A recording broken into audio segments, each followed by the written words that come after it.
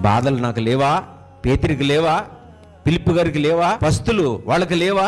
లేమి వాళ్ళకి లేవా? నాకు లేవా? యెషయా గారికి లేదా? ఇర్మీయా గారికి లేదా? మీకేనా బాధలు? మీకేనా కష్టాలు? మీకేనా దుఃఖం? మీకేనా వ్యాధులు? ఎవరికి బాగుంది? అయినా సరే ఇన్ని సమస్యలు, ఇన్ని కష్టాలు, ఇన్ని ఇబ్బందులు ఉన్న వాళ్ళని క్రీస్తు ప్రేమ నుంచి వాళ్ళు ఏం కాలేదు, ఎడబాయలేదు. అస్సలు డోంట్ కేర్ అన్నట్టు బ్రతికారనమాట.